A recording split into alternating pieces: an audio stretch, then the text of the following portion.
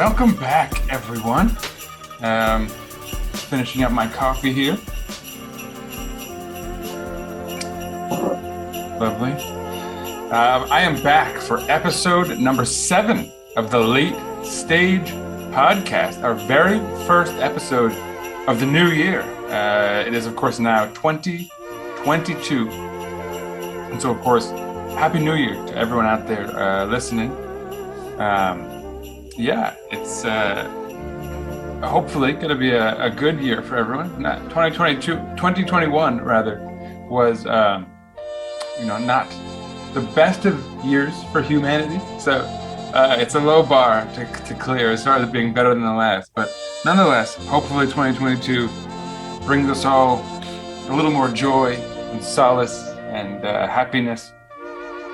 But that's not what we're here for, is it? This week I've got a fantastic episode, news from all over the world, as per usual. And so, why not just dive in? I guess one sort of editor's note here, be weary. If you see this podcast on video, it means that you often see an article sort of flash up over me. And it's kind of like the fact check of the news that I'm telling you folks. So it's not necessarily an endorsement of the article or of the writer or of the opinion of the writer. It's more just that, like, look, someone's done the fact checking. This thing I'm talking about has really happened. And then I'll, usually go off and run my mouth as far as an opinion's concerned. That's what's happening there. So for anyone who's curious, I do include the links in the info to those articles. Just so people can you're not taking my word for it, not just a headline. If you really want to dig in and learn more about any given thing, and I typically provide kind of mainstream media, at least media sources that have editorial departments that can kind of that can do a good job of fact checking and who we can trust as far as that goes. And I think obviously as a kind of like independent media source, I have my criticism of mainstream media, obviously, but especially for the larger outlets like the New York Times and whatnot, it's not so much the fact that they don't give information. It's the way that they prioritize certain information. And you'll find all the news that I'm talking about, but typically it'll be page 4 rather than on the front page, and it won't get much coverage on the TV news at all. And so that's, so if anyone's like, oh, well, if the mainstream media is covering it, then why are you even putting it there in the first place? Again, it's the way that, I'm trying to bring these stories to the forefront, right? There's only a few stories I cover per week, and these are the ones that I'm focusing on. So it's to counter the sort of way things are prioritized in the mainstream media, or in some cases, to report things that aren't there at all. But that's, credit to those media outlets. They do a fairly thorough job at the very least. But anyway, let's dig in, shall we? So this week we're going to start in North America, which it's fairly rare. I don't typically emphasize a ton about North America, just because those are the stories that usually get the most press. But this week there's a fascinating story and a perhaps depressing one that I thought, or two. Actually, that I thought kind of pair well together as far as showing some of the problems we have with where we focus our attention versus where we maybe should focus most of our attention. But of course, both stories are incredibly problematic and troubling. So first of all, they're both in Colorado. One of them is a shooting in Denver, or in the Denver area. The shooting, another mass shooting in the United States. It's like the 120-something, it was the 120-something of the year in just Colorado alone. I think 121st, or that's sort of irrelevant, just an addendum there to mention that that's an area specifically that seems prone to mass shootings. Of course, there's Bowling for Columbine, which covers a sort of small slice of Colorado, but so it's an area that's somehow in the press a lot for this specific type of issue, which you don't like to see, obviously. But so This is a fascinating story. So 6 people killed, including the gunman. It's a guy, a white guy for that matter. His name was Lyndon James McLeod. He's a 47-year-old guy. He wrote what's called alpha male sci-fi under a pseudonym Roman McClay. In his stories, one of the sort of main protagonists is a guy who goes by the name of Lyndon, right, which is his actual name. And that dude is a mass murderer, apparently. And so this guy, under his pseudonym, managed to get onto a lot of far-right kind of independent sources, very popular podcasts on the right, like Zuby is one. I'm not going to give you any information about that, but he made his rounds. And so I wonder if they're embarrassed now. You'd hope so, right? I can't say what you will about my guests on this podcast. Not a mass murderer among them. So that's a credit to them, I guess, or to myself. I'm not sure. Either way, this guy murdered 5 people, and he was himself killed, ironically, by a female police officer. So a woman killed him. That, for quote unquote alpha male sci-fi writer who was apparently quite obsessed with misogyny. That's a sort of irony that we can take some solace from, I suppose, at the very least. But anyway, so that's one story. It's somewhat fascinating, I think, that someone who can make the rounds on the Far Right's podcast network could move on to mass murdering via gun. Just as far as what it represents in terms of who the far right is looking to for inspiration culturally, right? But it's not a huge surprise as far as ideology and the gun ownership, and then eventually breaking and committing a crime of this nature, I suppose, on the other hand. So that's the one story. And then there's the other story, and that is that there was a giant fire in Colorado during the holiday season. More than 1,000 buildings destroyed in the process. It was called the Marshall and Middle Fork fires. It was in the Boulder County. Boulder, Colorado is a part of Colorado outside of Denver. It's not in the city, obviously, a bit out of Denver, but a very popular place for skiing, snowboarding, and the like. So a huge tourist area just leveled by fires. Obviously not the entire area, but just the part that was hit by fires didn't come out fairly well for it, obviously, as you might imagine. Apparently it was started from a wooden shed alongside a highway that caught fire somehow, or someone lit it on fire, who knows, but it then spread to take out a huge swath of Colorado. So that's the real story. I mean, I don't think it's necessarily like a climate change one in this case of like wildfires. It was probably started by a person, one would imagine. I mean, Colorado's cold this time of year. There are eerie images of burned out homes and stuff with snow having fallen on top. So yeah, just a tragic story, I suppose. But it's telling that these both came out of Colorado. On the one hand, you have a climate disaster, human-made perhaps, but nonetheless, I guess they all are one way or another.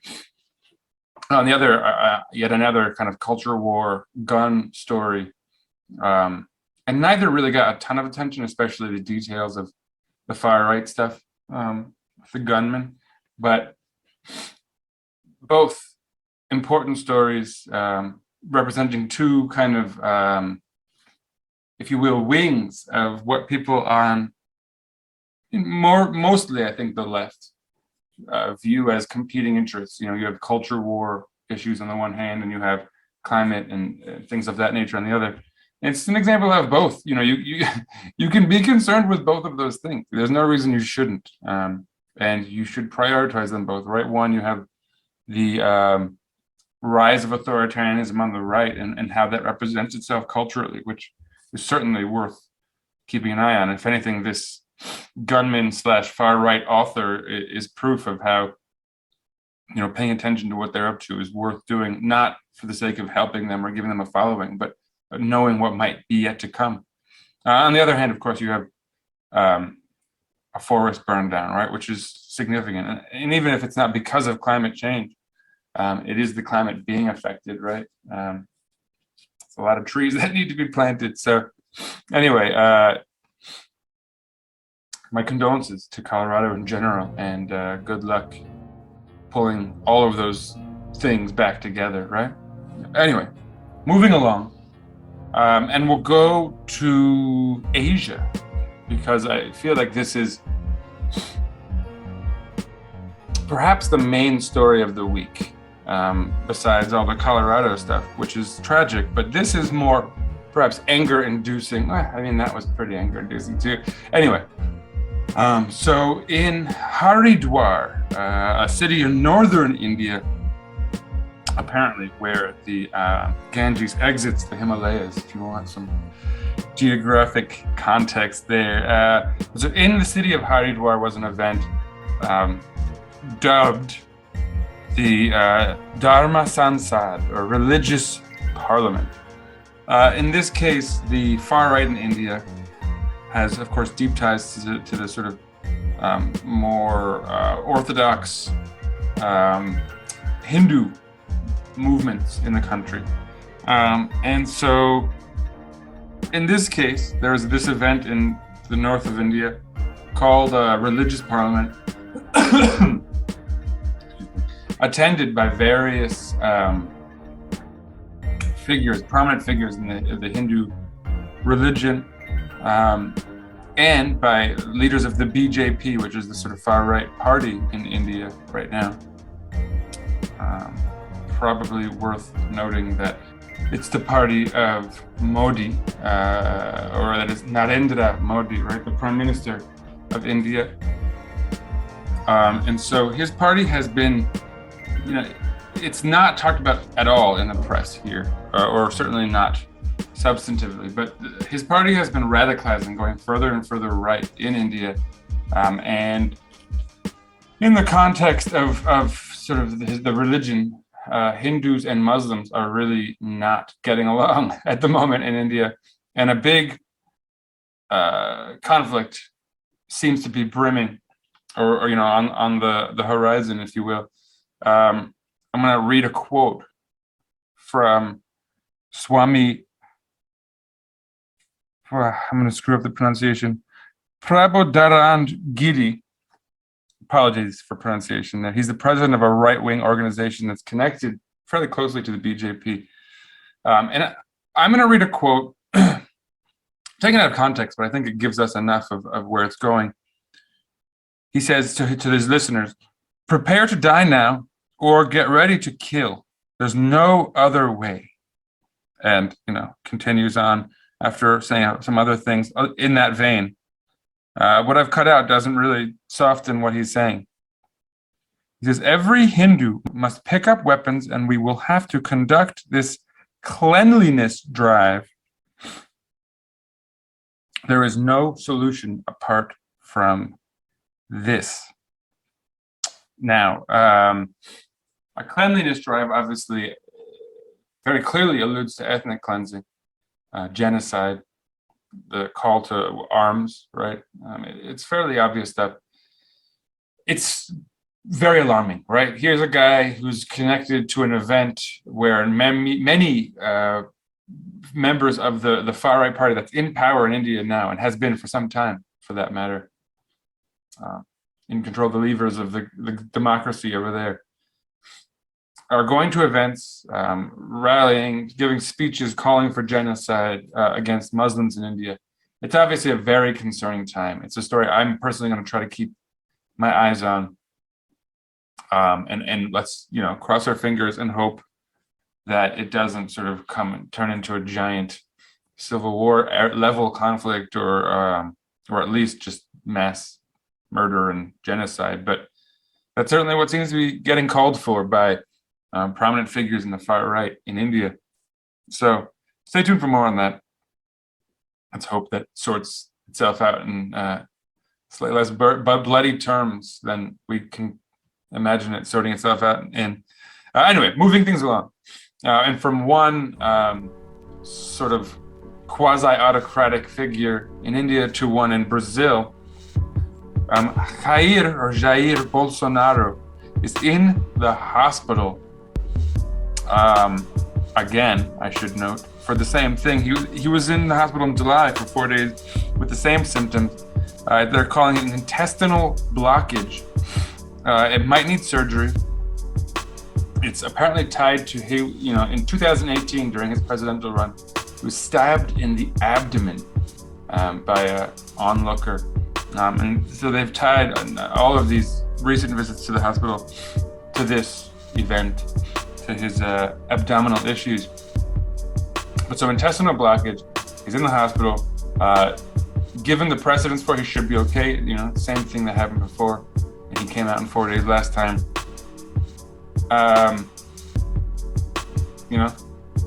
Take care of yourself, Bolsonaro. He's a man who has been in rough shape health-wise pretty much since he took power. So, I don't know if man needs to step down or what, but, not looking good, pal. Moving on. And here's sort of an interesting story. Boy, I'm taking on all the big wigs here on both sides. So China and Nicaragua sort of formalized diplomatic ties for the first time in a while. Daniel Ortega, who had been in power in the 80s, is now back in power. He was previously a Marxist. He supposedly toned down the level of his leftism, but still, he has evicted Taiwan from the Chinese embassy and given the space back to the Chinese. And his diplomat has spoken out, basically making it very clear that it's a conscious decision, that going so far as to say that Taiwan is essentially the property of China. Now, China and Nicaragua establishing diplomatic ties should not be a controversial thing, or even sort of conceived of as a negative thing. It should be normal. But the fact that China makes that conditional on them not recognizing the independence of Taiwan, it's colonial, right? At the very least, it's neo-colonial, although it really almost kind of borders on the old school colonialism that we're all familiar with in history books, really. Rough look for China there, obviously. I don't know. Too bad, but it's done. Nicaragua has, in fact, formalized those ties. There's lots of folks linking it to the Panama Canal and China's attempt to build a secondary route there. Nicaragua, Guatemala are supposedly involved in all that.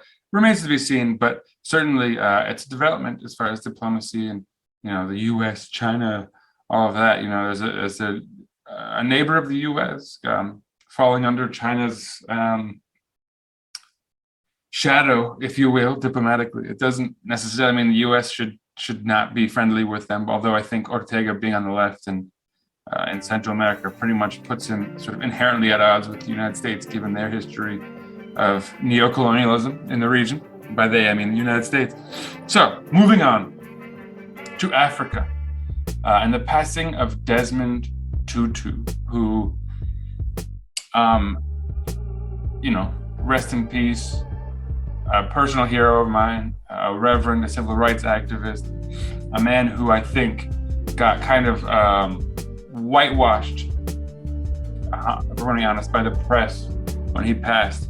I think it's very important for folks to remember that he was not just sort of some sort of figure in the center. He had very strong ideals. I'll give you a quote here. All my experiences with capitalism, I'm afraid, have indicated that it encourages some of the worst features in people. He was an avowed socialist.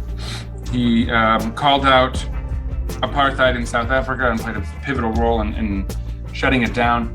Also, however, called what was happening in Israel apartheid as well, and said in some ways it's even worse than what he'd seen in South Africa. He also called for George W. Bush and Tony Blair, famously, to be called to the war tribunal in Hague as war criminals for what they did in invading Iraq illegally. So he was a radical, and he was a true, inspiration to me personally, and I think to many who want the world to be a better place, more just and equitable. So rest in peace to Desmond Tutu. Perhaps fittingly, meanwhile, in South Africa, and again, I have to go to my notes here because there's some specific information. There were fires in South Africa's parliament, and in fact, the parliamentary complex in Cape Town, the roof collapsed. The chamber of the National Assembly was gutted by the fire. The fires were started on Sunday and kind of kicked back up on Monday. I guess they hadn't been fully extinguished, and then they got their power back. I don't think that someone started a new fire today, or on Monday, excuse me. There was another 49-year-old male who was responsible for this. I'm speaking about the 47-year-old male who was the shooter in Colorado. That's obviously a bad story that you don't support. Nobody should set fire to the National Assembly in South Africa, but it is perhaps fitting that that's happening as we remember Desmond Tutu, who set fire to the apartheid system in South Africa, not individually, with a lot of help, Steve Biko and the like, but South Africa in the news for something other than coronavirus, finally, as Omicron has taken over. But again, I don't want to go too far into COVID stuff, but numbers are looking still pretty good, as I'd hoped back when we first started hearing about Omicron, as far as hospitalizations. New York being the bellwether, place where folks are, for the most part, vaccinated, and hospitalizations are down, way down among the vaccinated. So good information there, good news for anyone who's gotten their jab, or whatever you call it, vaccine. Now, to close things out, our power rankings. And now, of course, last episode, I made the mistake of counting from 1 down, right? That's not climatic at all. But so we're going to start with number 5 this week, as we should. Let's talk of weather. A snowstorm in the capital, DC, which is fairly rare that far south, could lead to government shutdowns temporarily. Of course, snow all around the country, the fire in Colorado and all that.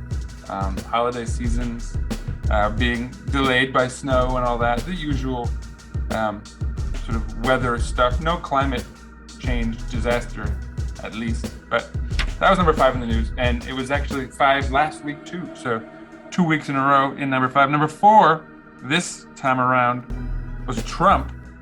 Also staying consistent, because Trump was 4th last week. This week, 4th because Attorney General of New York State, Letitia James, called him, Donald Trump Jr. and Ivanka Trump in to try to subpoena them into court because they're looking at their financials.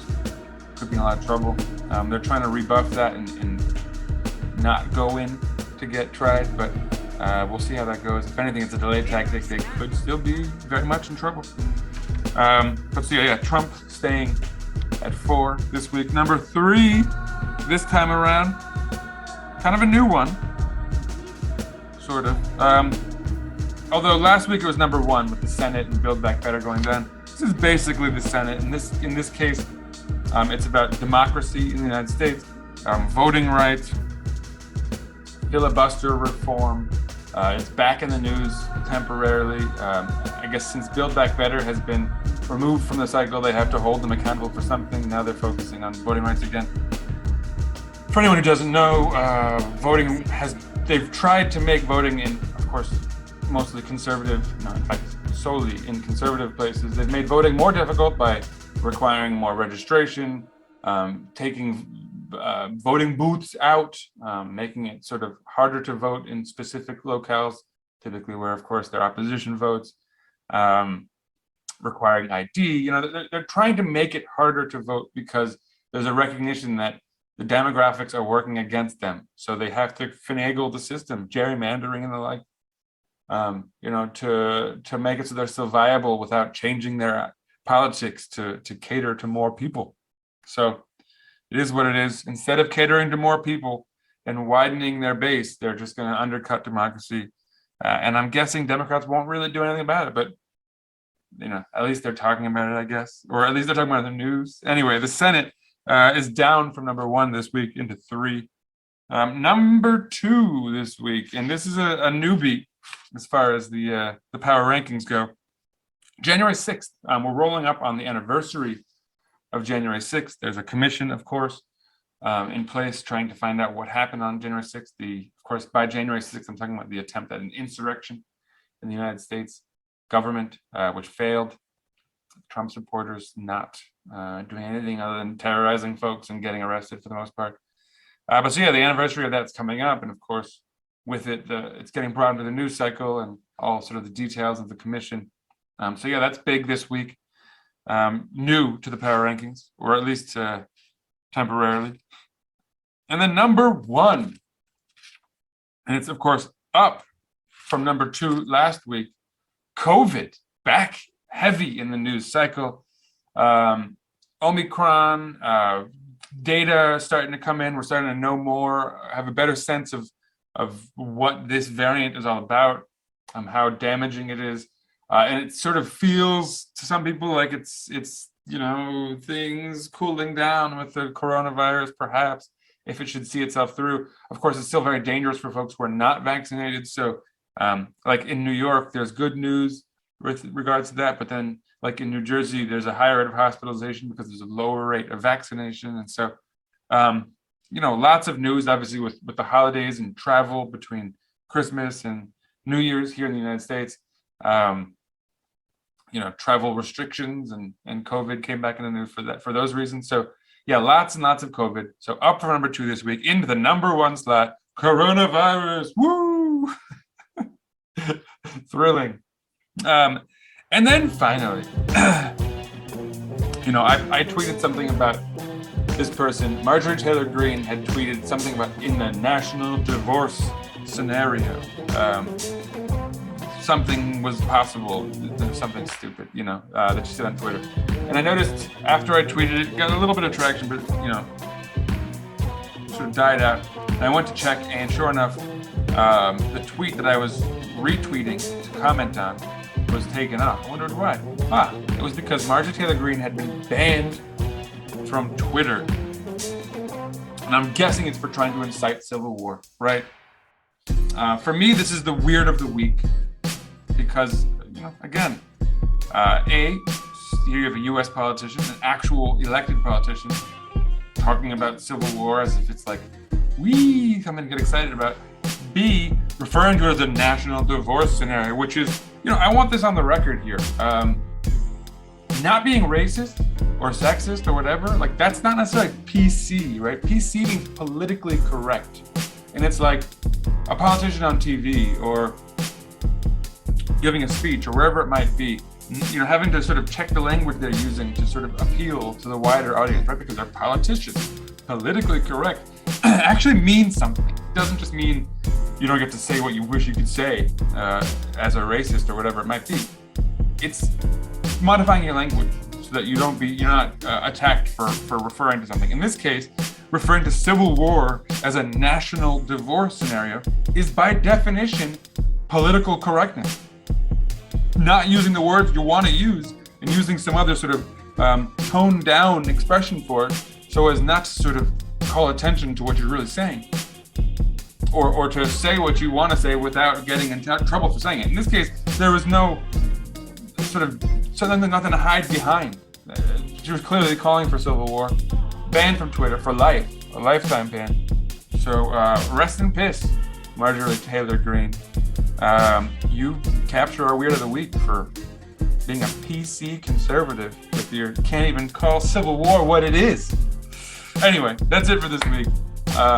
Another weird week in the news as per usual, and I hope I've informed you all about things you needed to know more about. Goodbye, everyone. See you next week. Peace out.